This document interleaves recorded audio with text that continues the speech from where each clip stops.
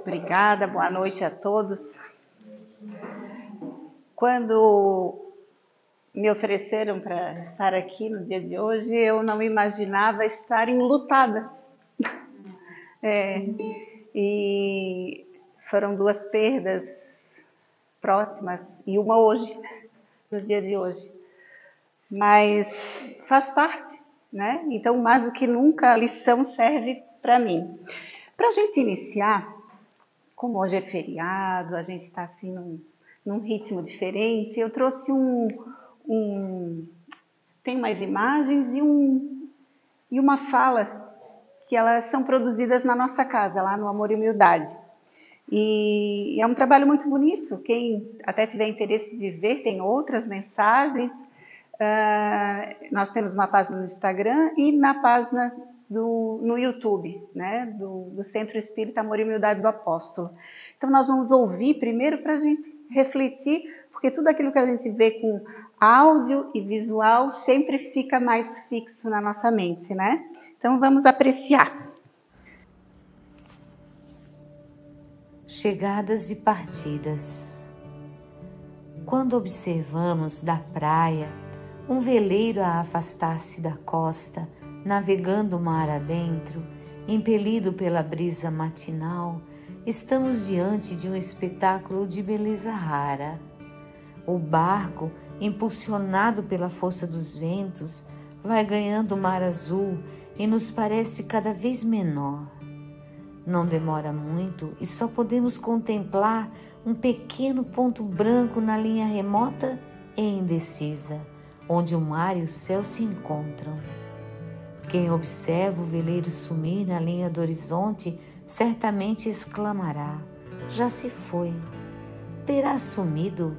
Evaporado? Não, certamente. Apenas o perdemos de vista. O barco continua do mesmo tamanho e com a mesma capacidade que tinha quando estava próximo de nós. Continua tão capaz quanto antes de levar ao porto de destino as cargas recebidas. O veleiro não evaporou, apenas não o podemos mais ver, mas ele continua o mesmo. E talvez no exato instante em que alguém diz já se foi, haverá outras vozes mais além a afirmar: lá vem o veleiro. Assim é a morte. Quando o veleiro parte, levando a preciosa carga de um amor que nos foi caro, e o vemos sumir na linha que separa o visível do invisível, dizemos: já se foi. Terá sumido? Evaporado? Apenas o perdemos de vista. O ser que amamos continua o mesmo. Sua capacidade mental não se perdeu. Suas conquistas seguem intactas, da mesma forma que quando estava ao nosso lado. Conserva o mesmo afeto que nutria por nós. Nada se perde, a não ser o corpo físico de que não mais necessita no outro lado. E é assim que, no mesmo instante em que dizemos já se foi, no mais além outro alguém dirá feliz: já está chegando. Chegou ao destino levando consigo as aquisições feitas durante a viagem terrena. A vida jamais se interrompe nem oferece mudanças espetaculares, pois a natureza não dá saltos. Cada um leva sua carga de vícios e virtudes, de afetos e desafetos, até que se resolva por desfazer-se do que julgar desnecessário. A vida é feita de partidas e chegadas, de idas e vindas. Assim, o que para uns parece ser a partida, para outros é a chegada. Um dia partimos do mundo espiritual na direção do mundo físico. Noutro, partimos daqui para o espiritual, num constante ir e vir, como viajores da imortalidade que somos todos nós. Pensamentos finais de Victor Hugo, do livro A Reencarnação, através dos séculos. Denair Lacerda. Boa reflexão, né? Como a nossa irmã falou no comecinho na prece, ela se referiu àqueles que nos precederam numa viagem, né? E esse é o questionamento de hoje, porque normalmente se fala dos que partiram, de como a gente deve se comportar diante de uma perda, do que a gente deve pensar, do que a gente deve fazer. Mas hoje nós vamos questionar outras coisas além disso, né? A nossa mala está sendo preparada? Alguém aqui está preparando a mala para o retorno? Porque quando a gente vai para alguma cidade, para algum lugar, se a gente vai viajar para um outro estado, para um outro país, a gente costuma verificar se está frio, se é quente, qual o tipo de roupa que leva, se leva biquíni, se leva casaco, aonde que a gente vai andar. E como se prepara uma mala para o retorno à pátria espiritual? Esse é o questionamento. Porque nós não nos preparamos, nós não temos aulas na escola de dizer assim, a gente só aprende, tem uma coisa que ficou bem gravada na minha mente da época escolar, né? O homem nasce, cresce, se desenvolve e morre. É fatalidade? Não, é um processo. É um processo comum para todos. No último enterro que eu estive, esse próximo agora, que ele resolveu falecer no dia do meu aniversário, eu disse, poxa, ele era danado, ele disse, se ele tivesse aqui, ele dizia assim, não, vou escolher o dia do teu aniversário para não esquecer mais.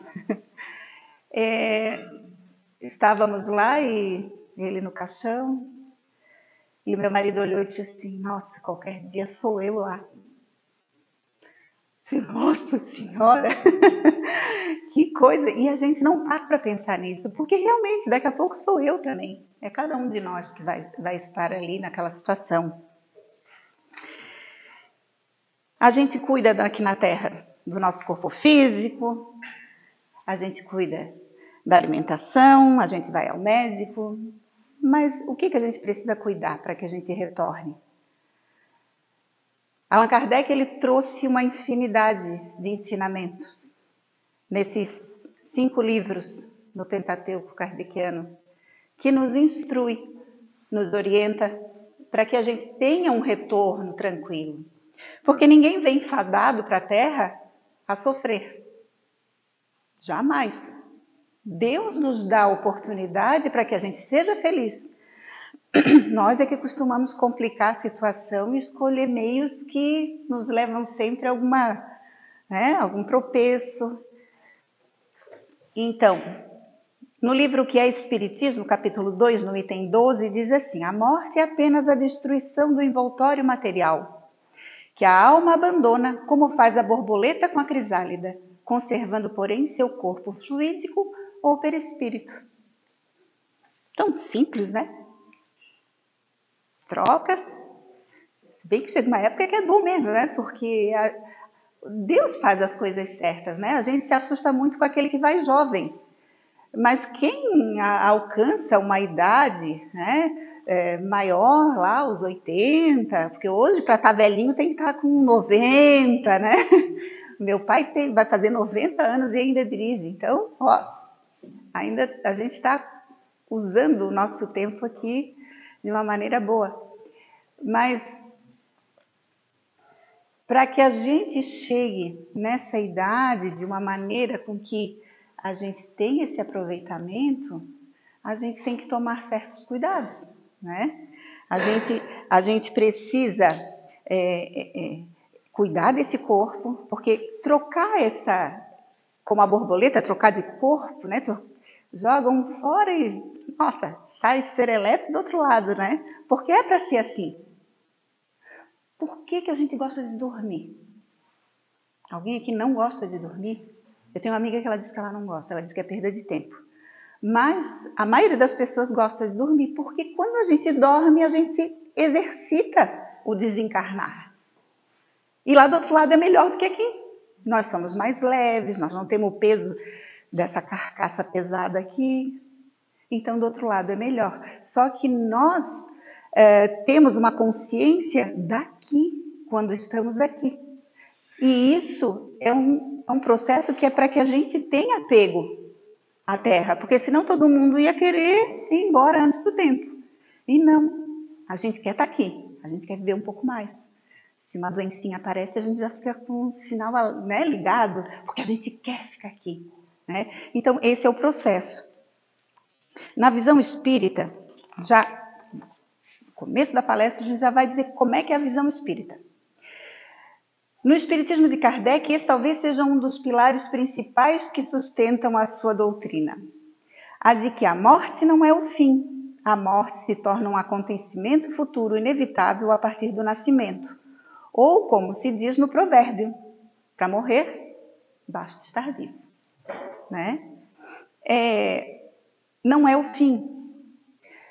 E a doutrina de Kardec, ela tem essa maravilha, porque a gente que trabalha no centro espírita e a gente trabalha no atendimento fraterno, a gente cansa de receber pessoas de outras religiões que vêm no meio de uma angústia, no meio de um desespero porque perdeu um filho, perdeu o marido. Outro dia eu atendi uma que perdeu a mãe de 100 anos e ela estava inconsolável. Juro para vocês. Óbvio que quando a gente começa a conversar, a gente começa a perceber que a dor dela é outra. É outra, aquilo ali é o start que ela consegue mostrar. Mas ela estava muito triste.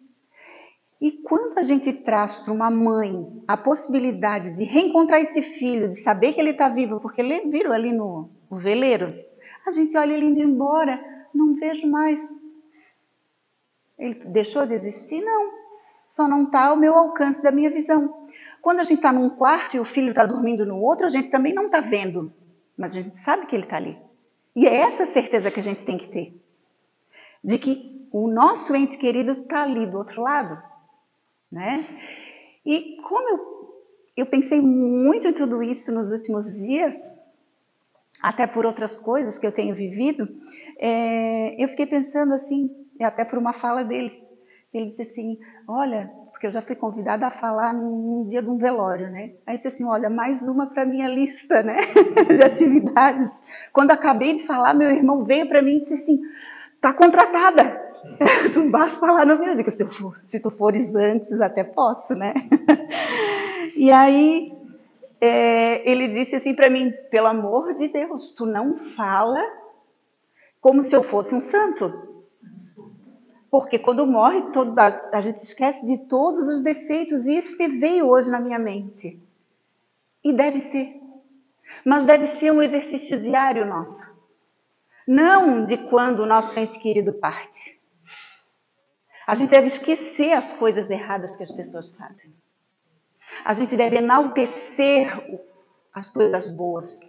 Assim como a gente faz com um filho. Quem não enaltece um filho, ele fica a autoestima dele fica baixa, porque ele se sente incapaz. E é isso que a gente deve fazer. Esse é um dos processos de se chegar do outro lado, porque quem faz isso está de bem com a vida. Não quer guerra com ninguém, como dizem por aí, né? Porque o mal é transitório. A gente pode estar fazendo qualquer coisa de errada, a pior de todas. Os nossos irmãos em guerra agora, essa tristeza toda que tem abalado o nosso coração, eles vão se modificar. E eles vão crescer. E eles vão estar numa condição um dia de angelitude. Nossa, a gente fica até assim, né? Como pode isso? Pode, porque a dor cansa. E esse processo acontece. Aí a minha pergunta, né? A gente quer esse processo logo ou a gente vai empurrar com a barriga? Vai deixar para depois? Como se opera a separação da alma e do corpo? Desfeitos os laços que a retinham, ela se desprende. Olha que simples. Óbvio que não é assim tão simples. Existem espíritos especializados que vêm fazer o desligamento do nosso corpo. Vão lá, célula por célula, tem uma ligação em que são cortados esses fios, esses laços. Muitas vezes, na hora que o caixão, hoje a gente já crema, mas o caixão desce lá no túmulo, é que o último laço se desprende. Por quê? Porque vai depender da nossa condição moral, de como está a nossa mente. Como que está a nossa mente? Está boa? Espero que sim, né? A separação se dá instantaneamente por brusca transição? Haverá uma linha de demarcação claramente traçada entre a vida e a morte? Não, a alma se desprende gradualmente e não escapa como um pássaro cativo a que se resistiu subitamente à liberdade. Aqueles dois estados se tocam e se confundem, de modo que o espírito se desprende pouco a pouco dos laços que o prendiam. Eles se desatam, não se quebram. Por isso que tem... isso aí é a pergunta 155 e 155A do Livro dos Espíritos. O livro Voltei explica bem isso. Quem ainda não leu, devia ler. Explica bem direitinho esse processo de perturbação que há na hora do momento do desencarne, porque a gente fica... Sabe aquela coisa de quem dorme na casa de alguém, ou a gente viaja e a gente acorda e diz assim, aonde que eu estou? Né? Aí a gente custa a se atinar. É algo parecido com isso. A família, ou aqueles que estão em torno, dependendo do teor dos pensamentos e das conversas, enquanto esses laços estão feitos, perturba o morto. Por isso que num velório, nós devemos nos educar. É difícil, porque quando é da família, né, é onde todo mundo se reencontra. Familiares que há 20 anos não se viam, se encontram ali e todo mundo quer botar a conversa toda em dia. Então, nós devemos ter cuidado e respeito a quem parte, né? No Livro dos Espíritos, a pergunta 150 é a seguinte: a alma nada leva deste mundo? Nada mais do que a lembrança e o desejo de ir para um mundo melhor. Essa lembrança é cheia de doçura ou de amargura, segundo o emprego que fez da vida. Quanto mais pura, mais compreende a futilidade do que deixa sobre a terra. Então a gente sabe que o amor ele permanece, ele cresce, né? E o ódio, o rancor, ou as nossas mazelas, elas com o tempo vão se apagando. Então é nesse sentido que a gente deve se preocupar, porque todos os dias há a possibilidade de dormirmos e não acordarmos, de chegarmos ali na rua, termos alguma coisa e a gente partir, da gente ir para um centro cirúrgico, fazer uma pequena cirurgia e tchau, adeus, vou lá para o outro lado porque tem outra atividade para fazer. Porque nós temos compromissos e a gente não sabe que dia é que a gente vai. Então a gente tem que sempre lembrar disso. Assim como a gente levanta, escova os dentes, a gente tem que ter propósito. A gente não precisa ficar pensando, hoje eu posso morrer, eu vou ser bonzinho. Não! A gente tem que pensar assim, hoje eu vou acordar. Hoje eu não vou ofender ninguém. Hoje eu vou fazer da minha vida um céu. Pode contar que nesse dia, os pezinhos na frente para tropeçar vão ser trocentos. Ele leu uma mensagem no início que é isso, quem se dedica ao bem é visado. Porque quem está ligado às coisas da matéria não quer a evolução da Terra. Esse é o nosso grande problema. Porque aqueles que estão aqui e querem viver os gozos terrenos, querem continuar desse jeito. Festa, drogas, sexo e mais festa e mais droga. E aí, para isso, eles passam por cima de qualquer um. E nós nos tornamos alvo, porque quem sabe quem está nos acompanhando? Porque no dia da gente, enquanto o nosso pensamento se eleva e daqui a pouco cai, porque a gente escuta alguma notícia, alguma coisa, ele cai. Nesses momentos de caída é onde há o assédio. Isso é natural e isso acontece todos os dias, a todo momento. Todos os dias, né? A gente vive numa luta constante, porque a gente não vê. Nem todo mundo é médium como o Divaldo Pereira Franco, nem como o Chico Xavier, que quando olhava já via, né? Via coisa acontecendo. Uma vez, bem rapidinho, um cidadão entrou e olhou para o Chico de longe e pensou assim: nossa, como o Chico está gordo. Aí, parece um sapo. Aí ele entrou, tá, o Chico atendeu, até que ele conseguiu chegar perto do Chico. Daí, Chico, tudo bom? Ele assim, tudo jóia? Tô muito bem, igual um sapo gordo. Então, nem todo mundo consegue essa façanha, né? Então, a gente vai continuando orando e tendo boa conduta para a gente se defender. Então, o apego ou a valorização demasiada aos bens e a condição nossa também vai influenciar. No livro Consolador, pelo Espírito Emmanuel, a questão 147 diz assim, ó, desencarnar é como mudar de plano, como alguém que se transferisse de uma cidade para outra. Aí no mundo, sem que o fato lhe altere as enfermidades ou as virtudes com a simples modificação dos aspectos exteriores. Então, quando a gente morre, a gente vai do jeito que a gente estava aqui.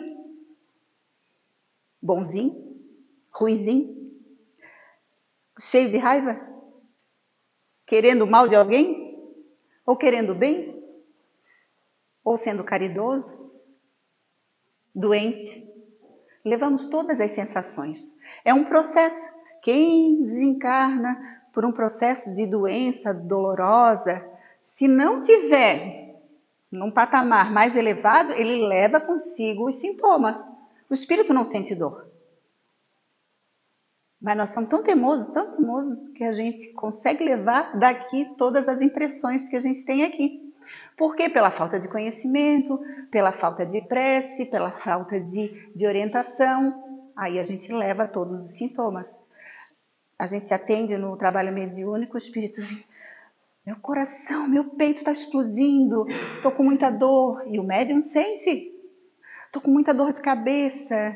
Nossa, alguma coisa caiu, bateu na minha cabeça e eu estou assim ainda, quer dizer, perdidos ainda naquela situação em que viveram, porque quando algo de muito grave acontece para a gente, se hoje acontecer algo grave, por exemplo, com um filho, e tu vê aquela situação acontecendo, aquela cena ela vai ficar se replicando por muito tempo na cabeça da gente. Não tem como. A gente fica. É um processo natural. Aí é que vem o trabalho de se procurar profissional que possa nos ajudar, a gente ter a prece, ter Deus com a gente, porque tudo melhora quando a gente tem Jesus. Eu costumo dizer isso lá na minha casa, né, para minhas irmãs, para minha mãe. Eu digo assim, meu Deus, que feliz que nós somos porque nós temos Jesus. Porque se a gente não tivesse, eu não sei se eu estaria aqui. Diante das dificuldades, é Ele que levanta a gente. Tem um livrinho chamado Intimidade, de Jacinto R. Efetivamente, a desencarnação representa o abandono compulsório de todos os bens transitórios que acumulamos ou de que nos servimos. Então, quer dizer, se a gente tem apego às coisas nossas, a um carro, a uma casa, a uma joia, né? E aí, dali a pouco, a gente desencarna e daqui a pouco a gente está ali, porque a gente está onde o pensamento, tá? O nosso pensamento é que manda. O nosso pensamento, ele é uma ferramenta espetacular, mas ele pode atrapalhar bastante a gente. Porque se eu tenho aquela fixação pelos bens materiais, eu não quero que ninguém toque. Se eu sou mão fechada, não dou nada para ninguém e não quero que ninguém mexa e aquilo ali é meu, não toca. Quando eu vou para outro plano, é a primeira coisa que eu vou lembrar. O que estão fazendo dos meus bens? E às vezes a gente demora para voltar à lucidez, porque esse período de perturbação ele pode demorar.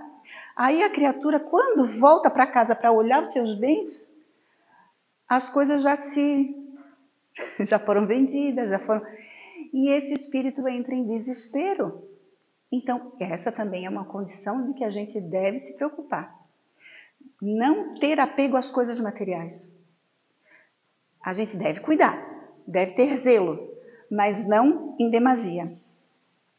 E aí a gente precisa compreender para não sofrer, né? Ter o Espiritismo como consolador é uma das maravilhas que a gente tem para esse período, porque ele nos explica, nos dá orientação, nos dá tudo. Devemos compreender para auxiliarmos da mesma forma que necessitamos ser ajudados. Porque a gente não sabe qual é a condição que a gente vai estar quando a gente partir. E se a gente conviver, porque a gente que convive no centro espírita, é incrível. Acontece alguma coisa, morreu fulano, meu parente. Não, nós vamos orar, nós vamos botar no livro de oração. Eu vou passar por um procedimento. Vamos estar orando por ti. Então, olha como é bom a gente estar no meio como esse, porque é um auxílio. Orar, se eu fizer uma prece para alguém conhecido meu, ela vai ter um valor muito forte, porque eu o conheço. Mas quando outros oram comigo, essa prece se torna mais forte, né? E a gente, estando junto, nós somos mais fortes. O temor, o não conhecimento da vida além túmulo, esse é um grande problema. Porque tem gente que passa na frente do centro espírita e diz assim, vamos entrar aqui um instantinho, e diz assim, Deus o livre, eu posso ver espírito lá dentro, né? E é uma coisa que não acontece, né? A gente não fica vendo espírito aqui, pelo menos os que não têm essa faculdade, né? Então, a gente precisa conhecer, precisa estudar, precisa ter conhecimento para que isso tudo se desmistifique, para que a gente torne esse momento um pouco mais leve. A consciência carregada de culpa em razão de atos cometidos durante a existência física. Esse também é um problema. Por isso que lá no Evangelho diz assim, reconcilia-te com teu adversário enquanto estás a caminho. Porque é mais fácil. Porque a gente tem o esquecimento, o mérito é maior. Né? Perdoar sem nem saber o que foi que aconteceu.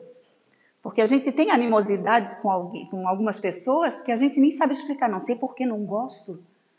Mas se a gente vai se dominando e a gente vai trabalhando dentro da gente, uma hora a gente consegue. E se não conseguir 100%, que os 50% seja da nossa parte, né? Porque a gente não pode obrigar o outro a nos perdoar. Mas a gente pode fazer esse trabalho. E perdão não entra na questão do esquecimento, é na questão de se aprender a trabalhar esse sentimento e a gente não querer o mal do outro. E a gente não querer prejudicar. E quando a gente não quer prejudicar, a gente não fica soltando, né, farpas para o outro. O que nos leva aos lugares de sofrimento é a nossa própria consciência que age como tribunal de nossa existência. Por que que as pessoas, quando cometem o suicídio, vão para o Vale dos Suicidas? Lei de atração. Aqueles que pensam da mesma forma, se atraem para o mesmo lugar. E por quê? Porque todas as leis de Deus estão na nossa consciência. E quem é o juiz dos nossos atos somos nós mesmos. Deus não condena ninguém. Ele só olha e diz assim, estás errado, mas lá na frente vais caminhar no trilho certo. Vai acontecendo as coisas para que a gente se melhore. Né? Ele vai propiciando que aconteçam coisas que nos ensinem para que a gente retome esse caminho. Mas quem nos condena somos nós mesmos. Porque se eu cometo suicídio, eu tenho consciência de que não era o certo. E aí a gente vai para um lugar que não é muito legal. Lá no Evangelho diz assim, o homem vive incessantemente em busca da felicidade, que lhe escapa a todo instante, porque a felicidade sem mescla não existe na Terra. Quer dizer, ora somos felizes, ora acontece algum problema. Quando a gente está muito feliz, a gente já fica até atento, né? Estou feliz por muito tempo, daqui a pouco acontece alguma coisa. Ainda mais na época de agora, né? Meu Deus! Eu digo que de vez em quando abre um alçapão embaixo do pé e a gente fica assim, não consegue nem ficar em pé. Entretanto, apesar das vicissitudes que formam o cortejo inevitável da vida terrena, poderia ele, pelo menos, gozar de relativa felicidade, se não a procurasse nas coisas perecíveis e sujeitas às mesmas vicissitudes. isto é, nos gozos materiais, em vez de procurá-la nos prazeres da alma, que são um gozo antecipado das alegrias celestes imperecíveis. Em vez de procurar a paz do coração, única felicidade real neste mundo, ele se mostra ávido de tudo o que possa agitar e perturbar. E, coisa curiosa, o homem parece criar para si propositadamente tormentos que está nas suas mãos evitar. Tem gente que diz assim, ó, meu Deus, tu não sai do centro espírita? Né? Aquelas frases que a gente escuta, qualquer dia vai arrumar um colchãozinho para dormir lá. Mas não é. É que essas coisas, esses momentos como nós que escolhemos hoje, numa quinta-feira de feriado, estarmos aqui, para estarmos falando dos ensinos de Jesus, estamos procurando as coisas que não são perecíveis. E esse é o propósito. Felizes somos nós, que estamos aqui reunidos hoje. Né? E aquela frase, quando estiverem reunidos 2 ou mais em meu nome, ali eu estarei. Então, escolher a companhia de Jesus Cristo, gente, como diz a meninada, é top das galáxias. É bom demais, não é? O desenlace. Tudo ocorre de acordo com a nossa evolução moral, como a gente já viu. Quanto mais evoluído moralmente, mais rápida é a lucidez e mais rápido se recompõe o espírito. Quanto mais apegado à matéria e às coisas mundanas, mais difícil. Agora nós temos um compromisso de escolher de que jeito que a gente quer passar para o outro lado. Né? Mais lúcido, menos lúcido, mais fácil, mais difícil. No livro Céu e Inferno, para quem quiser pesquisar, né, tem vários exemplos do desenlace de acordo com a evolução moral. A segunda parte do livro é toda de exemplos. Então, começa por espíritos assim mais evoluídos, que esse desenlace é mais fácil, mais tranquilo, até aqueles que são perturbados. Então, é interessante a gente compreender isso aí. A mãe do Chico Xavier, quando se desprendeu... Do Chico não, foi do Divaldo. A mãe do Divaldo, quando se desprendeu do corpo físico, ele viu ela sair e ela se despediu dele. Por quê? Porque já era um espírito que já tinha conhecimento, que já tinha um nível de evolução que permitiu, né? Teve uma vida aqui no plano terreno que não se podia colocar defeitos, né? Deve ter errado em algumas coisas, com certeza, porque a gente não precisa ser 100%. Está lá no livro dos Espíritos. Qual o verdadeiro espírita? É aquele que luta contra as suas más tendências. Ele não disse assim, os Espíritos não disseram assim, é aquele que é perfeito, que age de acordo com tudo que Jesus ensinou. Não pode ser. Porque se Deus é bom, é justo, Ele não pode exigir uma coisa do qual a gente não pode dar ainda. Então, Ele quer o melhor que a gente pode fazer, né? Lá no livro Céu e Inferno, tem uma parte que diz assim, na segunda parte, no capítulo 1, item 6, a perturbação pode ser considerada o estado normal no instante da morte. Sua duração é indeterminada, variando de algumas horas a alguns anos. A proporção que se liberta. A alma encontra-se numa situação comparável à de um homem que desperta do sono profundo. As ideias são confusas, vagas, incertas. Vê como que através de um nevoeiro, aclarando-se a vista pouco a pouco e lhe despertando a memória e o conhecimento de si mesmo. Esse despertar, contudo, é bem diverso conforme os indivíduos. Nuns é calmo e cheio de sensações deliciosas, noutros é repleto de terrores e de ansiedades, qual se fora horrível pesadelo. Então, tem um lado que é preocupante. Aqueles que fazem o mal vão pegar algo assim maior, né? Alguém que faz o mal para uma nação.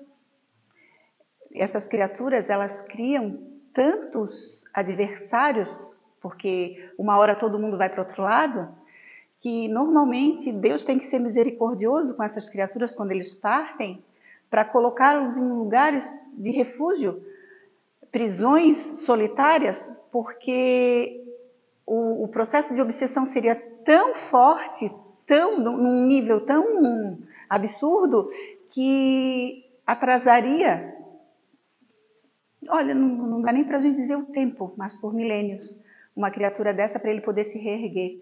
Então existe sempre a misericórdia, assim como dizem que Hitler está preso, né, num planeta sozinho lá. E ele tem o Gandhi, que vai lá e se ofereceu para ir lá visitar ele. Isso é que alguns falam, né? Mas isso é a misericórdia divina. Então, tanto para quem vai como para quem fica, por sabermos que nada acaba, tenhamos saudade com alegria, sem revolta. Lembrarmos do que foi bom, somente. Esquecer daquilo que for ruim. Porque a saudade é um sentimento bom. É muito triste quando alguém vai e no lugar da saudade nos deixa alívio. Era tão bonzinho morrer. Não. Ele era tão bom, mas agora estou aliviada. Né? Às vezes tem mulher que diz do marido. Eu já ouvi isso. Por quê? Porque torna a vida um inferno tão grande que no fim a pessoa sente alívio. E é esse o propósito da gente estar aqui? Tornar a vida do outro uma coisa insalubre, que deixa agoniado? Não, né? A saudade é um sentimento da separação temporária. E aí, para a gente finalizar bem rapidinho, eu gosto bastante da Mei Mei, e ela diz assim, confia sempre. E daí para a gente finalizar e levar essa mensagem como propósito. Não percas a tua fé entre as sombras do mundo, ainda que os teus pés estejam sangrando. Segue para frente, erguendo-te por luz celeste acima de ti mesmo. Crê e trabalha. Esforça-te no bem e espera com paciência. Tudo passa, tudo se renova na terra, mas o que vem do céu permanecerá. De todos os infelizes, os mais desditosos são os que perderam a confiança em Deus e em si mesmos e prosseguir vivendo. Eleva, pois, o teu olhar e caminha. Luta e serve. Aprende e adianta-te. Brilha a alvorada além da noite. Hoje é possível que a tempestade te amarfanhe o coração e te atormente o ideal, aguilhoando-te com aflição ou ameaçando-te com a morte. Não te esqueças, porém, de que amanhã será outro dia. Que o dia de hoje fique marcado nos nossos corações com essas mensagens lindas, com todo esse ensinamento que Jesus nos deixou, para que a gente se torne esses do qual Jesus espera, para que a gente possa estar auxiliando nessa nova era que já começou e que a gente está no olho do furacão. Fomos convidados a estarmos aqui, né? Então, que façamos por merecer tudo isso que a gente recebe da doutrina espírita. Que Jesus esteja com todos vocês. Uma boa noite, obrigado pela atenção.